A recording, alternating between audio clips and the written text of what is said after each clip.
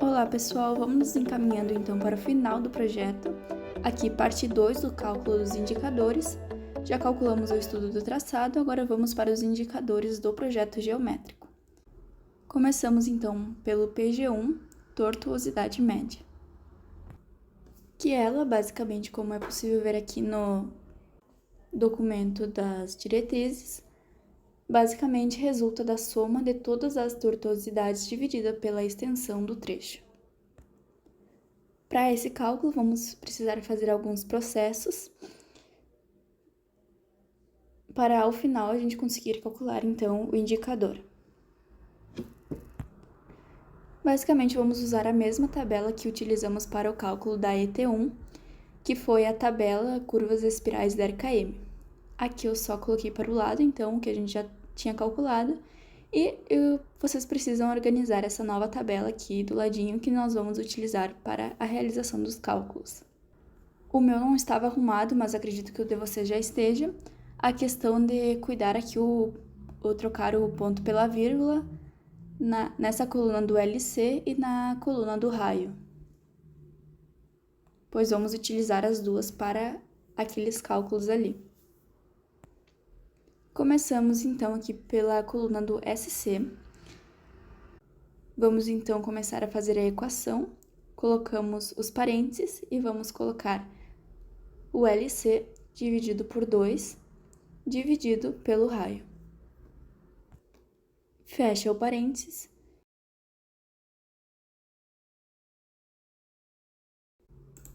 E multiplica por 180 dividido por π.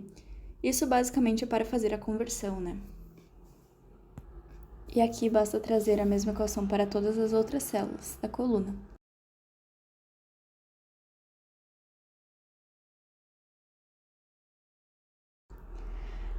Para o nosso próximo cálculo, nós teremos que voltar aqui nessa coluna do AC. Vocês percebem aqui que os ângulos estão em graus, minutos, segundos, né? Mas para o nosso cálculo, nós precisamos dos graus em decimais. Então, basicamente, eu fiz uma nova coluna aqui do lado e que nós vamos fazer essa conversão. Bom, vocês podem, né, calcular como quiserem. Eu pesquisei por uma ferramenta para converter de forma online aqui, né, que basta colocar os graus em minutos e segundos, que ele vai converter e a gente só copia e cola para a nossa tabela.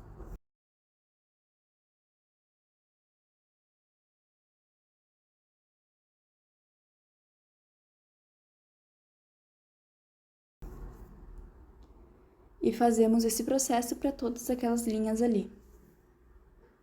E então vai ser essa nova coluna que nós vamos utilizar no cálculo.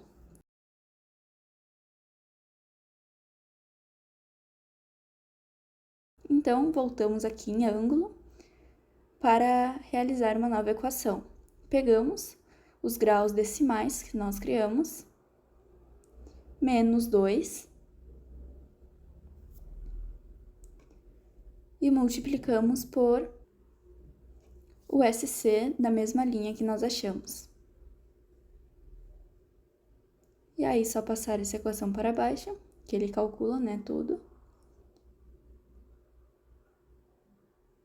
E, bom, basicamente a gente já fez esses cálculos aqui e nós achamos esse ângulo dessa equação. E agora nós vamos fazer o cálculo desse T, das tortuosidades. Basicamente, vamos pegar então o ângulo achado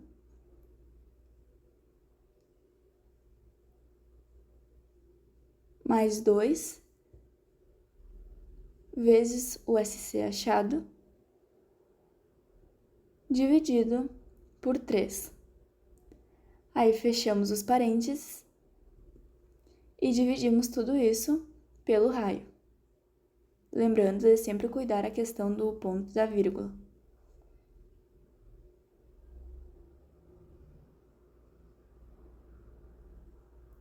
E aqui também, só passar aqui para baixo. Agora, nós vamos realizar a soma de todas essas tortuosidades.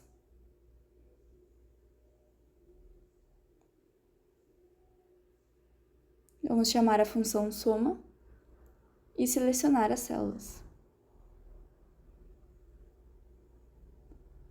E aqui, então, já podemos calcular o indicador, o PG1.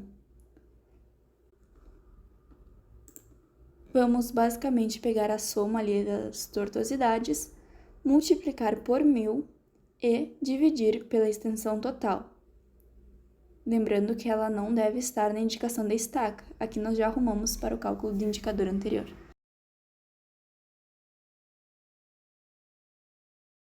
Bom, esse PG1 é realmente o mais demorado, agora os outros são mais rapidinhos. Agora então vamos para o PG2, que refere-se ao esforço altimétrico adicional percentual. Aqui nós teremos que calcular os comprimentos virtuais, tanto de ida quanto de volta, para ao final conseguirmos calcular o próprio indicador. Vamos utilizar a mesma tabela que calculamos o ET2, essa do PIV vertical. Bom, então aqui do lado vou fazer essa nova tabela aqui de comprimento virtual de ida e comprimento virtual de volta. Vamos então chamar a função C e se a inclinação for maior que zero, ponto e vírgula, vamos imprimir o comprimento de rampa. Ponto e vírgula, se não, vamos imprimir o valor zero. Fecha o parênteses e multiplica pela própria inclinação. Isso que nós estamos fazendo é basicamente a equação que está lá no termo das diretrizes. E dividimos isso por 0,02. E aqui, como vocês podem ver, quando a inclinação era maior que zero, o comprimento da rampa foi impresso com aquela equação, né, que tinha que multiplicar pela inclinação, enfim. Aquele dividido por 0,02 que eu coloquei ali vem do coeficiente de resistência ao rolamento para rodovias pavimentadas, que seria o nosso caso. Agora, o comprimento virtual de volta, basicamente a mesma equação, mas tem algumas alterações. Novamente com a função C. Se a inclinação for menor que zero, ponto e vírgula, imprimimos o comprimento da rampa. Se não, ponto e vírgula, imprimimos o valor zero. Tudo isso multiplicado por, abre o parênteses, menos a inclinação. Fecha o parênteses e dividimos isso por 0,02. E aqui, nossa tabela ficou completa. Bom, agora basicamente nós vamos somar os comprimentos virtuais de ida e os comprimentos virtuais de volta. E agora sim, realmente fazer o cálculo dos comprimentos virtuais totais. Vamos pegar a soma mais a extensão total, que basicamente é essa aqui da estaca final. E agora, então, vamos realmente calcular o nosso indicador, o PG2. Lembrando que ele está em porcentagem. Para ele, vamos pegar o CV de ida mais o CV de volta. Tudo isso entre parênteses, né?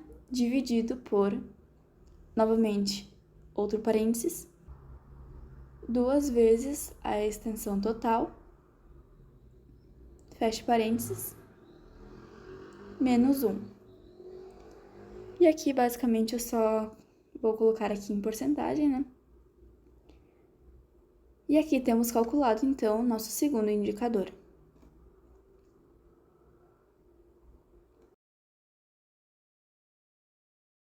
Agora, o PG3, acréscimo sobre a plataforma. Bom, para ele, nós teremos que calcular a largura entre offsets e largura também da plataforma.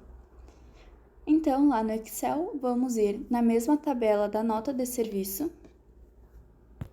que nós calculamos as áreas, né, de desapropriação, e aqui eu vou começar uma nova tabela.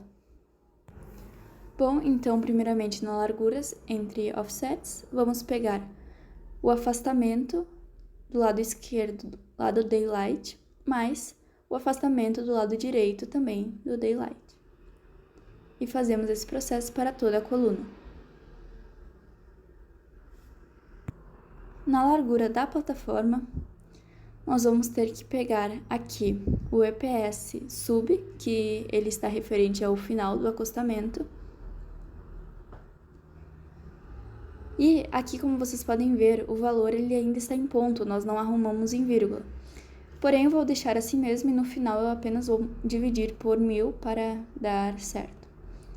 E lembrando que do lado esquerdo ele está negativo, então, para nós não termos que criar uma nova coluna para deixar esse número positivo, só vamos jogar aqui com sinais.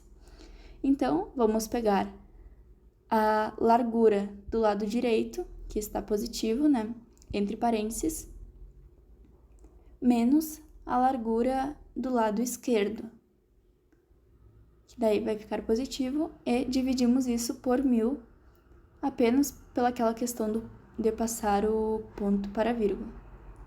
Aqui ele preencheu automaticamente. E agora vamos fazer esse último cálculo, de pegar a largura de offsets, dividir pela largura da plataforma, e tudo isso menos 1. Agora podemos já calcular o indicador, o PG3, que também está em porcentagem. Basicamente, para ele, nós vamos utilizar a função da média e fazer a média entre todos esses valores da última coluna calculada. E aqui na equação ele está multiplicando por 100, né, para ficar na porcentagem, mas eu só vou clicar aqui neste item. Bom, então temos aqui calculado o nosso PG3 e com isso finalizamos os cálculos dos indicadores.